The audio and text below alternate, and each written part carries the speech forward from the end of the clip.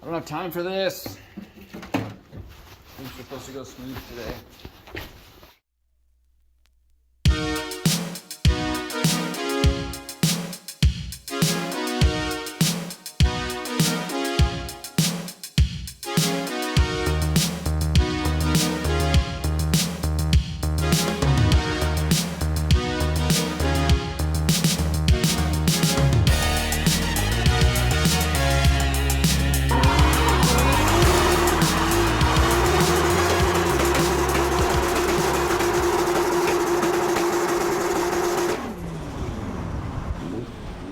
Alright guys, so I've moved on to the wiring portion of this build. I mean, there's still a lot to do, but that's where I'm at right now is the wiring part. Let me show you this somewhat of a mess of a harness I've got. It's not OEM, but I built it for the Chaser and it needs some repairs.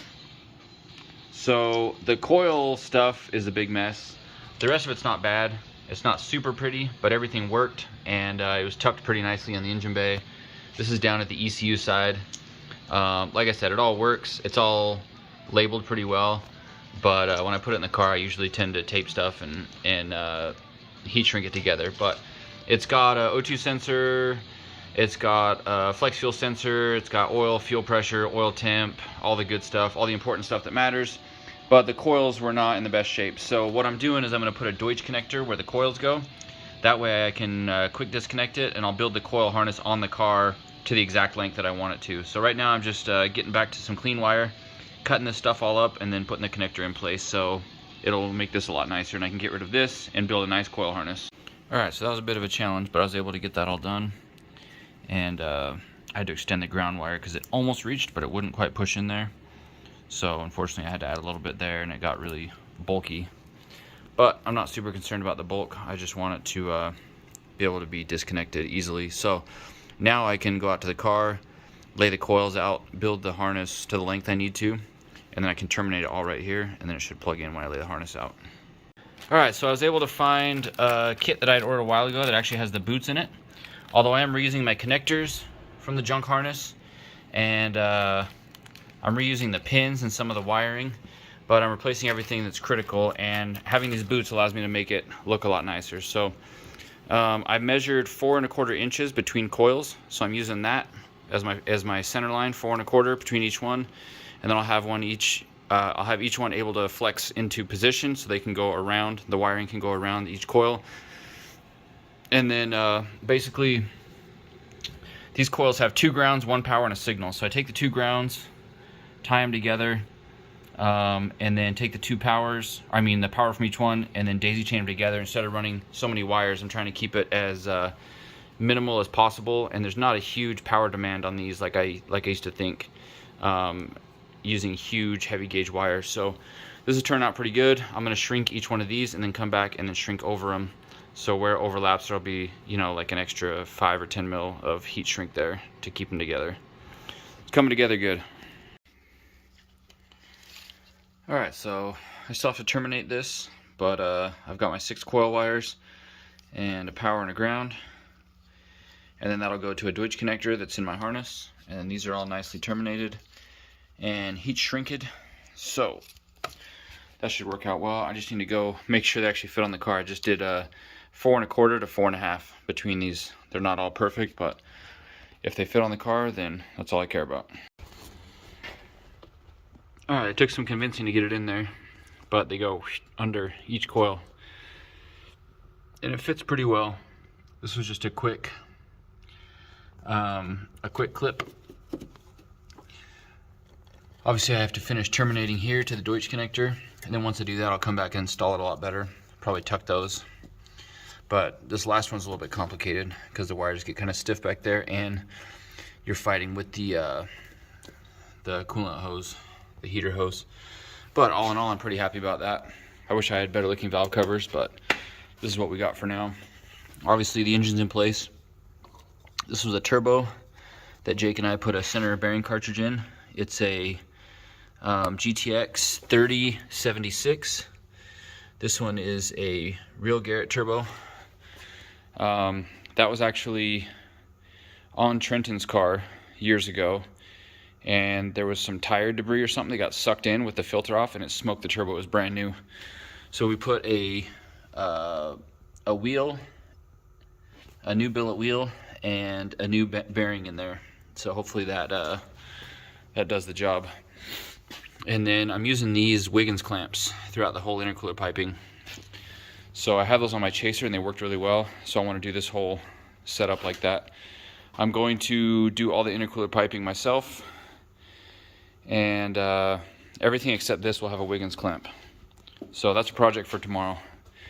Also in this harness, I had this other little connector. I'm going to change this to a Deutsch connector, but this is for all the 5-volt reference sensors. So I believe intake air temp, coolant, not coolant, intake air temp, fuel pressure, oil pressure, which is down there, and then oil temp, which I still have to install a gauge somewhere, will all come through this, so that can be disconnected separately. And then this is actually a Honda 4-pin connector that goes to the Tundra alternator. And then it's a really simplified harness, really simple. And of course on the non-turbo cars, the coolant temp sensor is here under the manifold instead of over here on the turbo heads. But yeah, all in all, it's coming together. All right guys, I'm back, and I am gonna have to apologize because I've done a lot of work without filming it. And I normally hate just saying, hey, I did this, I did this, I did this. I like to show doing it, but it's really hard to do when I'm in a huge hurry and I don't have extra hands to film. So let me show you what I've done, not what I'm doing. One thing that I've never done before is an aluminum exhaust. Now, this is just the last part, right? This is all stainless, scabbed together, budget build style. And then from here, I put a V-band and then went aluminum. So this is all intercooler piping. And then I'm gonna finish it, but I wanted to do this before I start it so it's not blowing right on the axle boot. So I thought that was kind of cool, kind of interesting. I wonder how it sounds. I hope it doesn't get too hot that it melts. Someone was telling me that you can actually do it from all the way up here, and they've seen it done without problems. I had already started doing it before that, but that is something I want to explore in the future. So I got a bunch of the wiring done. It's almost completely done. I'm doing these Wiggins clamps on the intercooler. So I started on that. I've been practicing my aluminum welding with my new Harbor Freight welder on these pipes. It's not perfect, but I'm getting better. So I wanted to do it under the car so that when I get the intercooler piping, it'll look a lot better. Fuel lines, this brake fitting was leaking, so we got that changed out. This is for a flex fuel sensor, so I have to modify those lines. Power steering pump.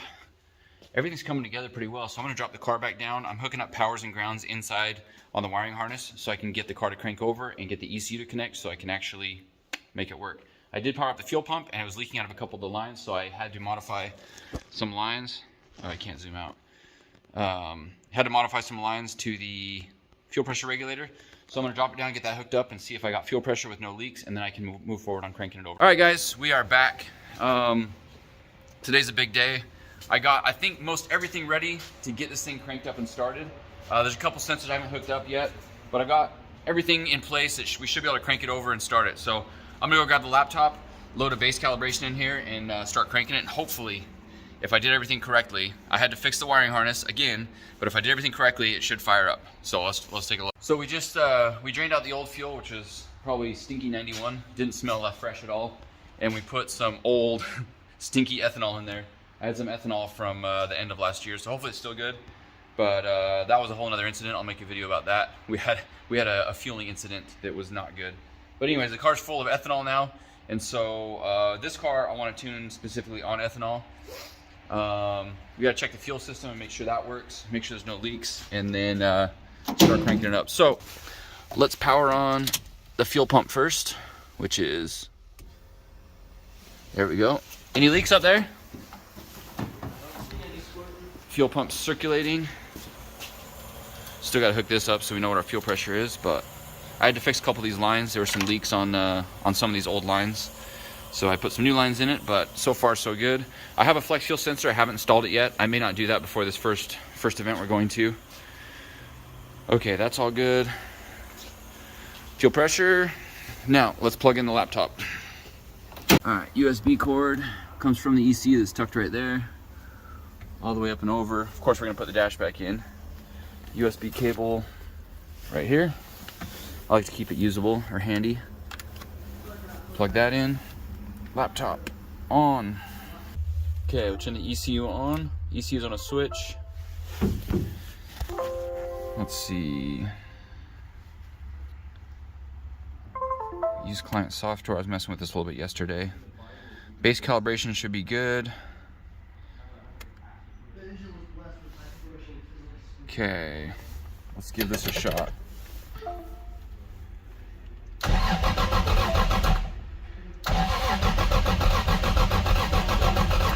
Oh, fuel pump. Hopefully got some oil pressure. Hey, come on.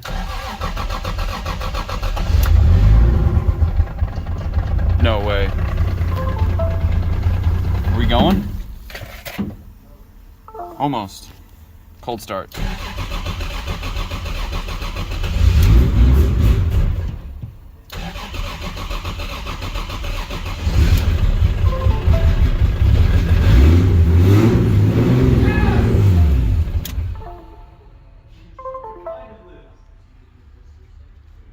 What?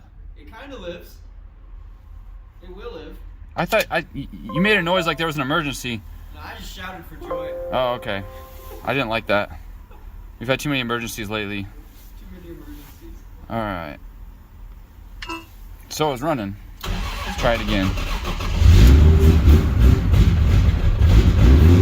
I think we need to add some fuel.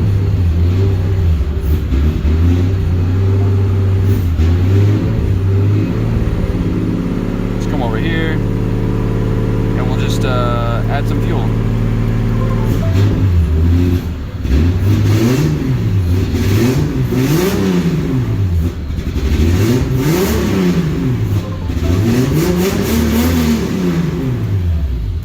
All right, now that we got a little bit of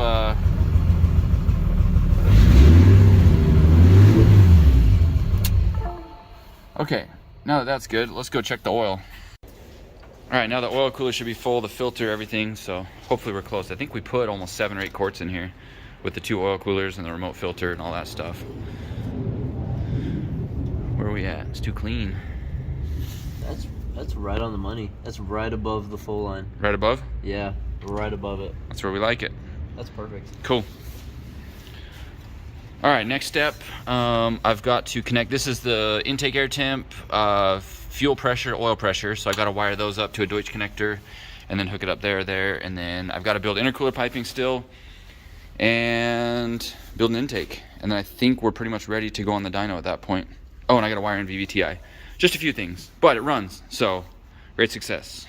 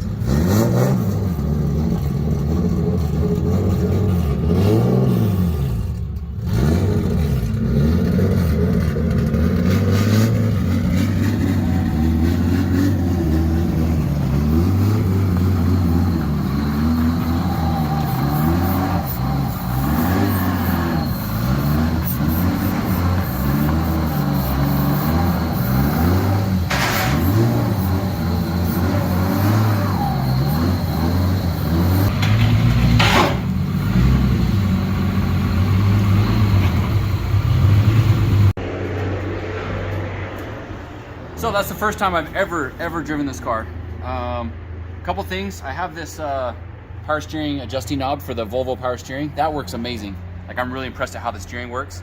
This is like a complete smishmortion of stuff for the angle kit that I've done. It's got the Wisefab rack forward kit. It's got the Easy Knuckles arms. It's got some knuckles that we had made, which are like the adapter extended knuckles, which makes your track even wider. So it's like super wide right now. And it felt real. I mean, just obviously you doing a flip around high angle stuff, it seems like it has really good lock.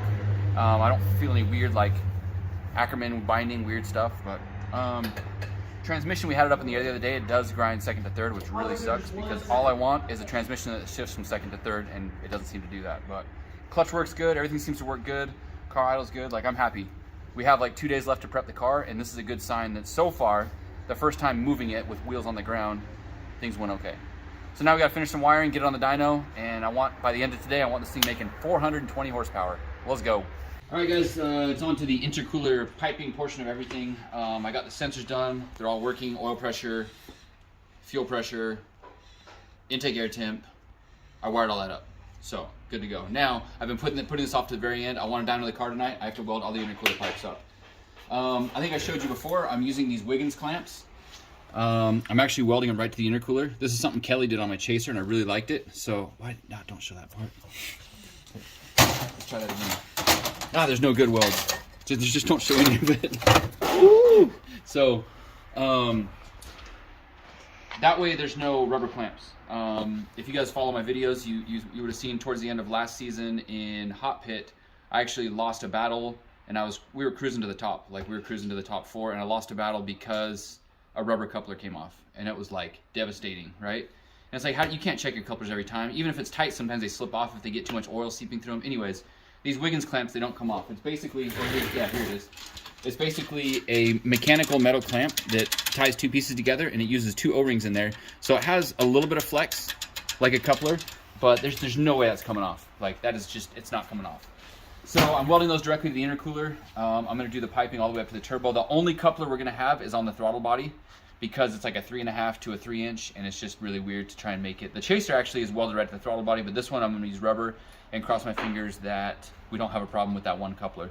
The other thing is when you have one piece of intercooler piping, there's not a lot of places for it to flex and pop off, so it's actually kind of like forced into place.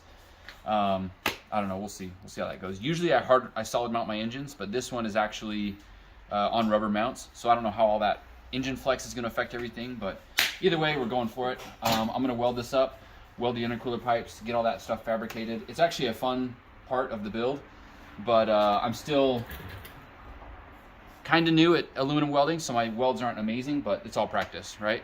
And this new machine, this is our old Syncrowave, and I could never like get really good consistent welds with this. I don't know, I'm just not good enough, but I bought the new Vulcan to actually have at my house, and we brought it here because the hose popped on this Miller. Did I say Lincoln? I meant Miller. But that Vulcan is actually a really good machine. I would highly recommend that machine because I like jumped in with minimal welding skill, and I feel like a pro welder, you know, like it's just working. So now I'm just working on the artistic part of welding. But yeah, let's get it going.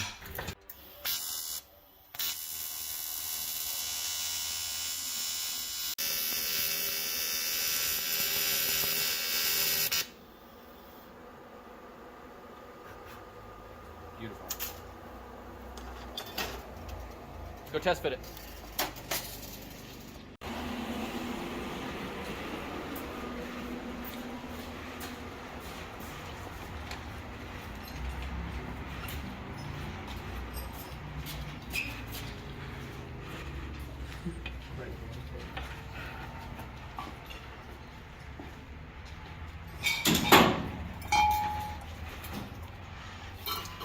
So we got 2 oil coolers on this build, which I always like with JZs to keep the oil cool. Somehow I still managed to blow up engines, but I feel like it gives me a little extra time. And then we got these beautiful brackets that Maxwell made for us, 500 mile per hour brackets, he says.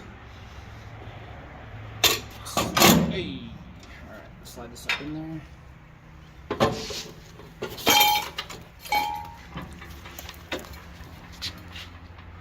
Lines up beautifully. Look at that.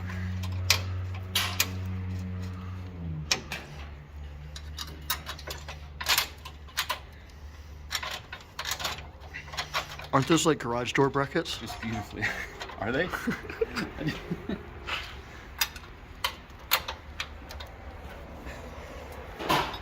Well, it's nice because everything does line up pretty well. Okay, so here's an example. This one I welded up already. You slip 2 O-rings on there, and then that just fits, just like that, and then it's allowed a little bit of flex. And then it absolutely cannot come off of there. Beautiful. That's all. All right, we're down to the last weld. Skylar stopped by to help me. And every time Skylar comes, he's either helping push something or helping hold something. He always shows up whenever he needs something. It's whatever. It's fine. This one didn't turn out as pretty as I wanted to, but it's gonna work. I have to bead roll that, but someone borrowed the bead roller, so I'm gonna have to wait until another day. Hopefully it doesn't blow off when I'm tuning tonight. But we're down to our very last weld right there. I'm gonna weld that up, put everything on the car, start it up, and hopefully I can start tuning. It's almost done. I forgot about this guy. I gotta weld the IAT in there. And then I can tune it. What? No, not bad. I got those for cheap. We were getting ready to go on the dyno, and there's only 2 lug nuts per wheel. And I told Skylar it's 1 lug nut per wheel per 100 horsepower. So since we're shooting for 420, that means we need 4, maybe 5. So we'll just go with 5. Okay, the intercooler piping turned out decent. I mean, the welds could be better. I can always criticize my welding. I got no problem with that. But the layout turned out pretty good. And I'm pretty happy with it. And following the budget build, you know, part of the build, it was all leftover scrap material. Some of it was new, but we had it from other projects. So I didn't spend a dime on any of the intercooler piping. So I'm proud of that. All right, let's get it started up, warmed up, and get on the dyno. All right, car's all set up. We had to put the big boys on it because the other tires were different sizes, a 215/35 and a 215/40, so it would have been trying to walk off the dyno. I raised the car 3/4 of an inch, and it's still pretty dang close there.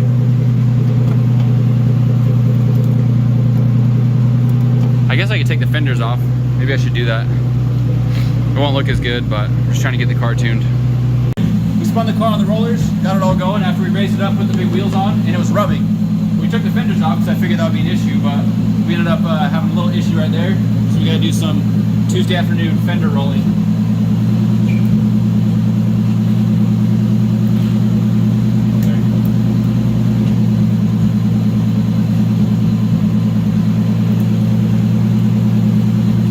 Fully clearanced.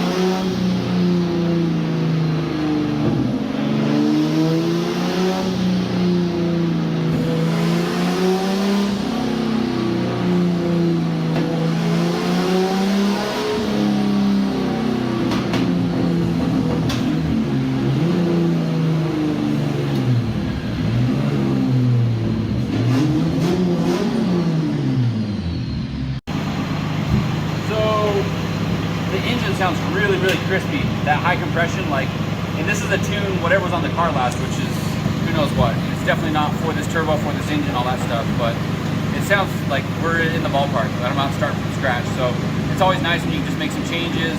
I mean, I did mess with it a little bit earlier, just re-rubbing it, but obviously it's the first time under load, and it's pretty good. You can feel it's got that crisp, like low end, wanting to spool the turbo. So now that we got pressure in the intercooler pipes, I want to check the laptop and see what we're actually doing for boost and all that stuff. Exciting. We got everything set up, ready to do our first pull. I'm already kind of worried about this turbo. It's making some noises, but let's do a pull and see what kind of boost levels we get.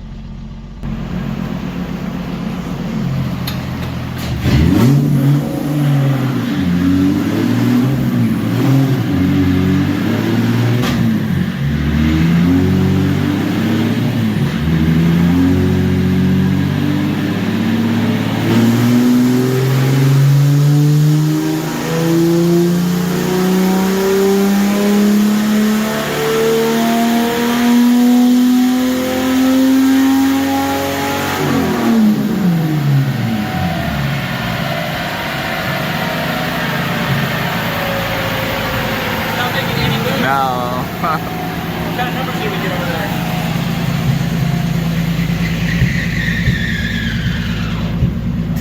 280. Hey! All right, let's have a look at this turbo. Hey, Jesse! You look like the Unabomber. Unabomber. All right, let's check out this turbo. Has it already built? It made 218 horsepower with 0 boost. That's impressive.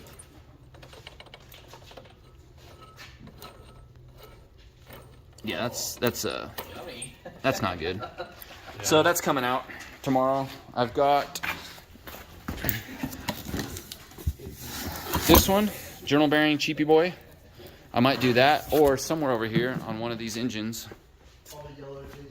Yellow JZ. Oh, what is that one? That's a journal bearing also. Oh, it's over there. I've got another 3076. I don't know what this is. Should just put that on for fun. But those are the options. I don't know about taking that off. Maybe I can take that off tomorrow.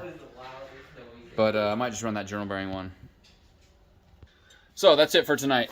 We'll see you guys tomorrow. Back again with this car. Got 1 day left to prep. A day and a half. So I got a lot of work to do. Alright guys, I did something really stupid. We got the turbo swapped out for another 3076 that I had, and it looked like it wasn't even a 3076 because the wheel was too small to fit in the housing properly. So I was like, you know what, I'm just gonna run this and I'll swap the turbo later. I had another 3076 on the shelf that was a Garrett turbo. So long story short, put the one on, it didn't want to make any boost.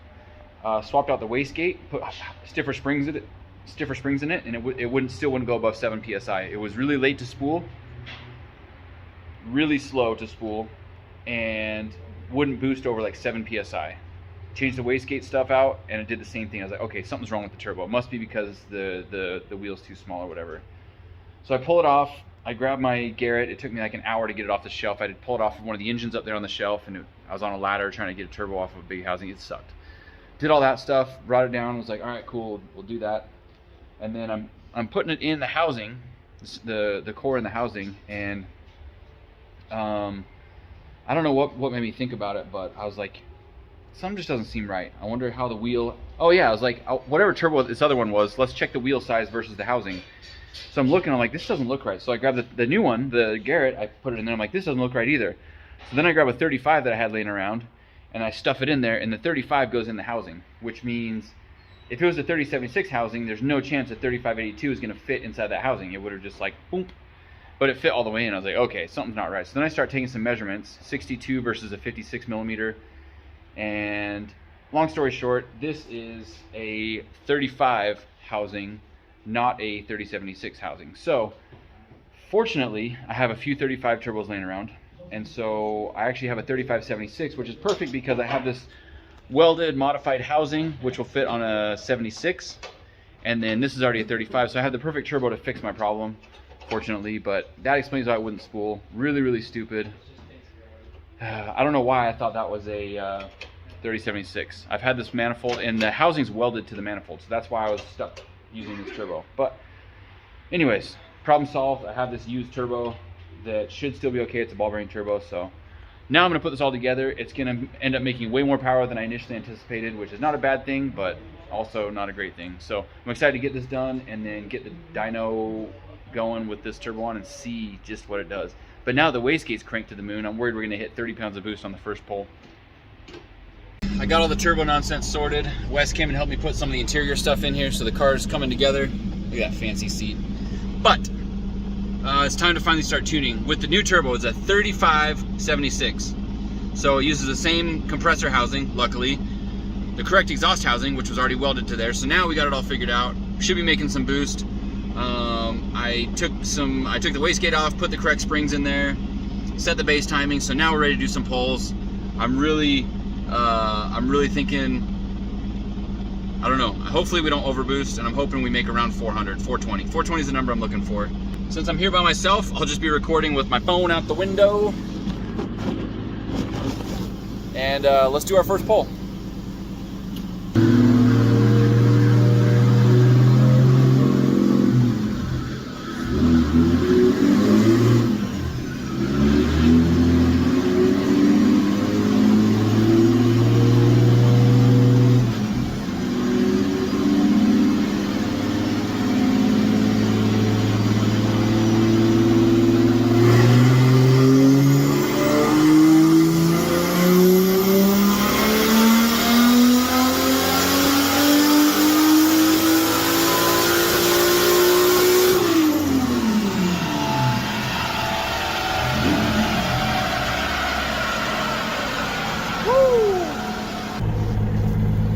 right, you can see here our first pull was 418, really close to my 420.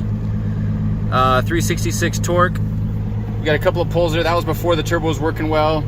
And then we've done 2 pulls so far on that. So 418 was our first one. And then I messed with some tuning a little bit and it came back to, whoa, I don't know what I did there. Don't know how to use this. Came back to 387 after that.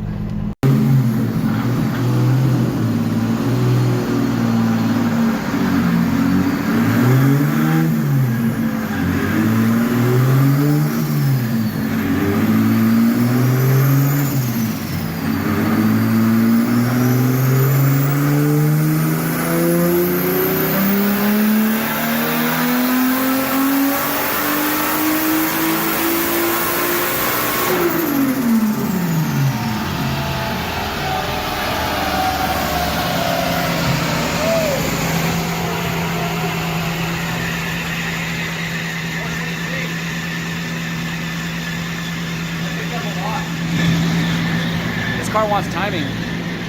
We're gonna give her timing. To the moon, let's go!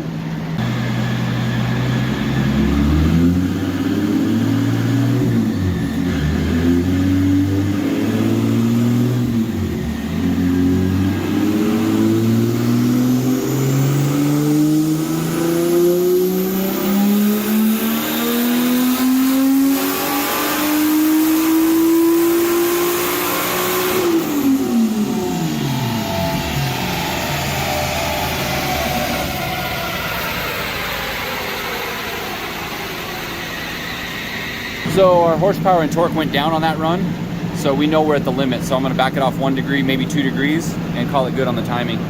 I'll do maybe 1 or 2 more pulls to make sure everything's consistent, and then I'm gonna call it a day. I might leave it on the dyno and run it in the morning. I'm gonna change the oil tonight, run it in the morning, make sure everything looks good, and then we can finish buttoning up the car, and then budget build round 2, version 2.0 is ready to hit the track. So we were at about 420, 423 when we peaked out our timing, so I'm gonna back it off a little. I'm guessing we're gonna end up around 415, hopefully. I'm gonna do one last run for tonight and see what it does. I kind of like smoothed out the timing map. Fueling I think is on. VVTi is not working, so I might mess with that tomorrow. I might gain us some low end torque, but as far as like our main power, like I think we're pretty much there. 400, 420, which is ironically what I wanted with a 3076, but now we got a 3576 making the power that I wanted, and we're less than 1 bar, so we should be safe with high compression and low boost, and I think it's good. I think it's good. Let's test it out.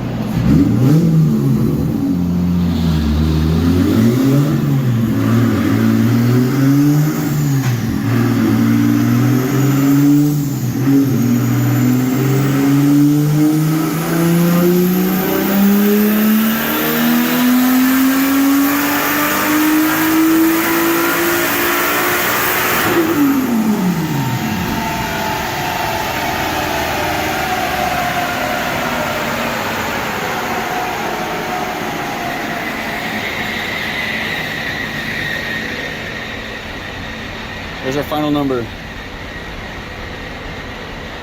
Oh, it died. That's the number I wanted. I've been saying that for days.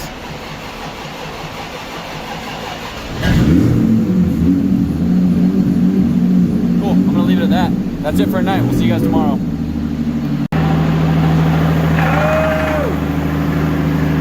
No!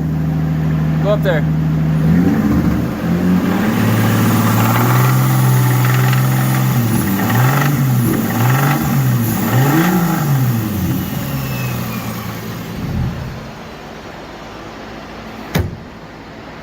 That's rod knock for sure.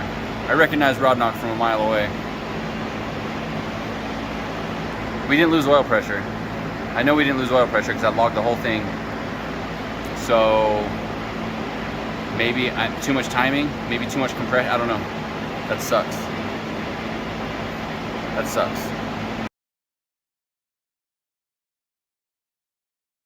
So I'm sitting here reflecting on what could be the potential causes of this catastrophic failure.